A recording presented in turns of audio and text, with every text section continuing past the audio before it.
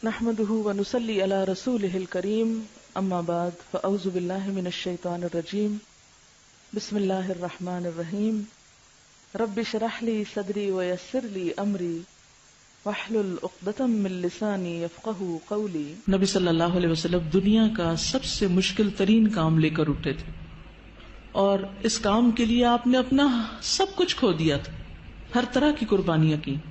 آپ کا بزنس اور آپ کی قوم کی ناراضگی، خاندان کی ناراضگی، اور اس کے علاوہ بھی بہت سی تکلیفیں، ہجرت، جہاد، کئی چیزیں، اور آپ کے بعد جو بھی اس راستے پہ چلتا ہے اس کو مشکلات آتی ہیں، کبھی معاشی پریشانی آتی ہیں، کبھی اولاد کا مستقبل تاریک نظر آتا ہے، کبھی لوگ ناراض ہوتے ہیں، رشتہ دار ناراض ہوتے ہیں، کبھی ساتھی کم ہو جاتے ہیں۔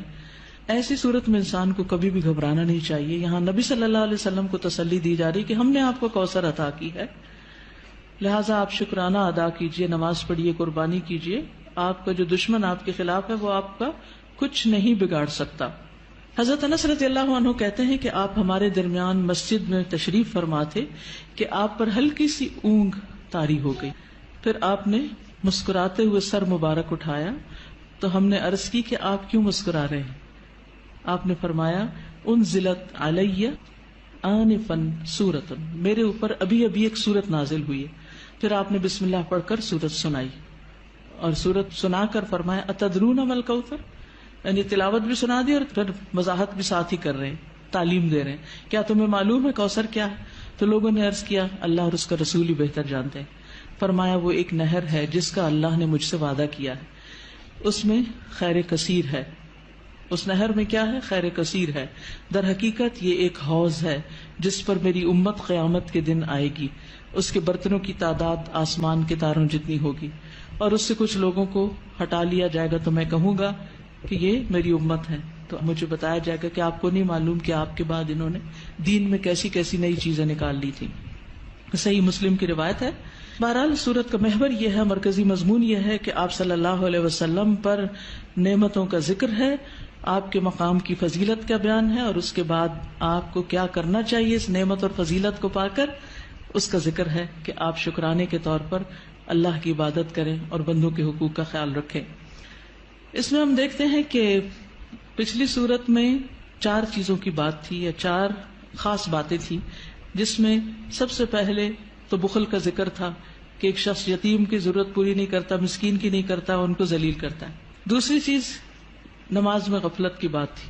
تیسری چیز دکھاوے کی بات تھی۔ چوتھی چیز یمنعون الماعون، لوگوں سے خیر روکنے کی بات تھی۔ اس صورت میں 4 چیزوں کے کرنے کی بات ہے۔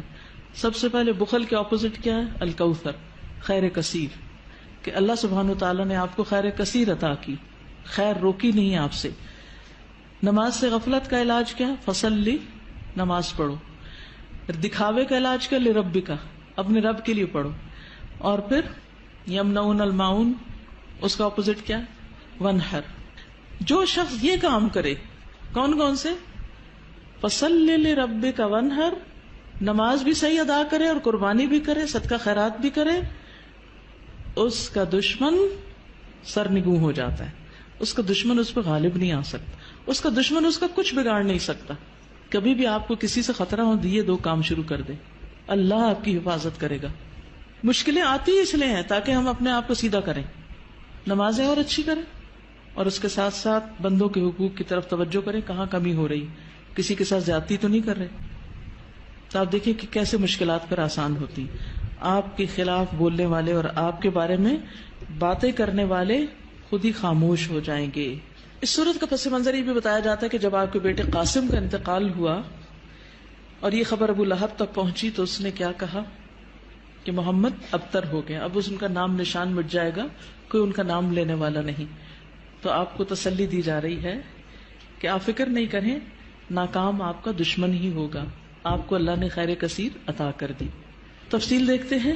انا اعطیناک الکوثر، بے شک ہم نے عطا کی آپ کو الکوثر۔ انا سے مراد اللہ سبحانہ وتعالی، اعطینا ہم نے آپ کو عطا کی۔ عطا کیا ہوتی؟ جس کا بدلہ نہیں چاہیے، ٹھیک ہے۔ الکوثر، کوثر، الکوثر جو ہے یہ جیسے میں نے پہلے بھی عرض کیا، ایک ہے خیر کثیر، کثرت سے خیر عطا کی، بہت زیادہ بھلائی، بہت نعمتیں آپ کو عطا کی، اور انہی میں سے ایک نعمت نہر کوثر ہے یا حوض کوثر ہے۔ بعض کے خیال میں ایک ہی چیز ہے، بعض کے خیال میں دو ہیں۔ نہر جنت میں ہے، حوض عرصات یوم القیامہ میں ہے، یعنی حشر کے میدان میں ہے۔ اور نہر کوثر سے پانی آ رہا ہے کس میں؟ حوض میں، اور اس کی مسافت کتنی ہے؟ 1 مہینے کی لمبائی پہ لمبا اور 1 مہینے کی لمبائی پہ چوڑا، اس کی لمبائی چوڑائی اتنی ہے۔ اور جو نہر کوثر ہے جنت کی نہر، اس کے دونوں کنارے سونے کے ہیں، موتیوں اور یاقوت کا فرش بچھا ہے، مٹی کستوری سے زیادہ خوشبودار، پانی شہد سے میٹھا ہے، دودھ سے زیادہ سفید، مکھن سے زیادہ نرم، برف سے زیادہ ٹھنڈا۔ دنیا میں جو آپ کو بہت ہی پسند ہے اس کی کچھ مشابہت نظر آتی۔ اور حوض کوثر جو ہے میدان حشر میں، اس کے کناروں پر کیا ہے؟ پیالے ہیں، کتنے؟ ستاروں کی تعداد میں۔ جو ایک دفعہ اس سے پانی پیے گا وہ کبھی بھی دوبارہ پیاسا نہیں ہوگا۔ لیکن اس سے کس کو ہٹا دیا جائے گا؟ جو بدعت کرنے والا ہو، یا جو آپ سے دشمنی رکھنے والا ہو، آپ سے بغض رکھنے والا ہو، اس کو وہاں نہیں آنے دیا جائے گا۔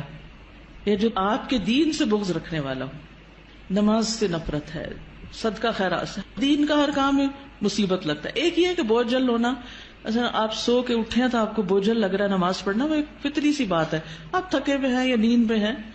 لیکن ایک یہ ہے کہ دل سے نماز کی چاہت ہی نہ ہونا۔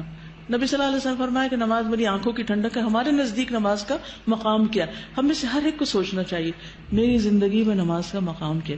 مجھے نماز سے کتنی محبت اور چاہت ہے، کتنے شوق سے میں اس کی طرف جاتی ہوں، یا نماز بس خانہ پوری کی حد تک پڑھتی، کیونکہ یہ ہماری ایمان کا امتحان ہے اس میں۔